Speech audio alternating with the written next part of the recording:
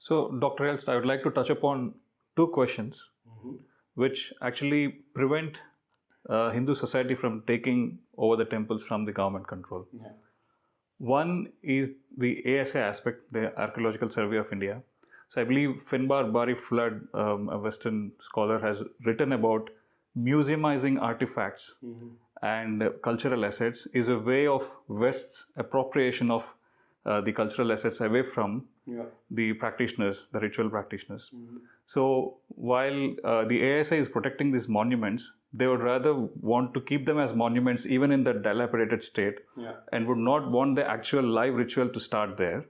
So is this a kind of a Western influence on our institutions here in India that's that's result of this attitude of Yes, except that of course it's being done by Indians. I mean, there you have the entire decolonization debate, in which I have a very outspoken position as the writer of a book about decolonizing the Hindu mind. I say a quarter century later, down with decolonization.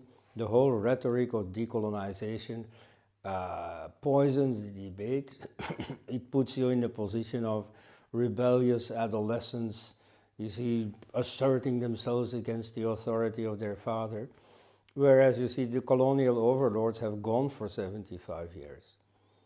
And so any remainder of the colonizer's culture is there because the Nehruvian elite or later elites wanted it that way. It's not because the British are imposing it on you, they're gone. So similarly, you see this particular example you give of the museumization of religious artifacts.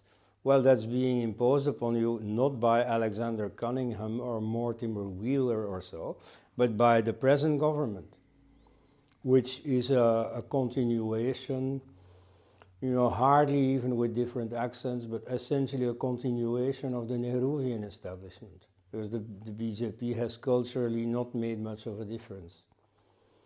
So yes, you see, this museumization can be earmarked as a serious problem. And it continues to be justified even by the BJP, which is very well hand in glove with certain business interests. In terms of the monetization of temples and other cultural valuables, in terms of tourism. Like you see, I've rather closely inspected the area around the Kashi Vishwanath, where for the first time, incidentally, I was allowed in. And so I have nothing against the practice that in, for instance, Jagannath Puri, Westerners are not allowed in. You see, that is entirely for the local devotees to decide. But so, okay, I've seen the area, and I've talked with local people, and so they are not happy with the reform of the whole area by the government. Why? Well, you see, no doubt it has become more amenable to tourism, to tourist exploitation. But in religious terms, Kashi as a place of pilgrimage, it's really a disrespect to what it really had to offer. You see, much of the area that has been demolished, you know, are small, old, dilapidated houses with little temples inside.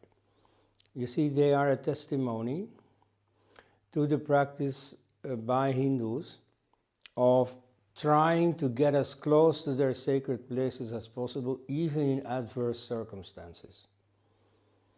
You see, about Ayodhya, we've studied the whole evidence because of the controversy. So you have a number of travelers who describe what they see there. They never describe Muslims going to the mosque. They describe Hindus, even when there's a mosque standing there. Because at every time, no matter how difficult, Hindus kept coming as close as possible to the site. If they couldn't enter the mosque, they would be just next to the mosque and offering their prayers from there, directed towards the site occupied by the mosque. So similarly in Kashi, when the place was occupied by Aurangzeb's mosque, people kept coming as close as possible. Now, they were allowed to build ordinary houses in the neighborhood, so what did they do? Within the houses, they made temples. And so that, I would think, is very much worth preserving.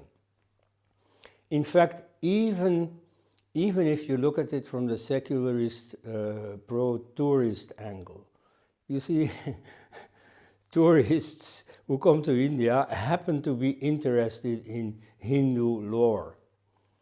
Even though they're not practicing Hindus and so on, just like they like to watch tigers in the zoo, you see, they like to watch Hindus in religious practice.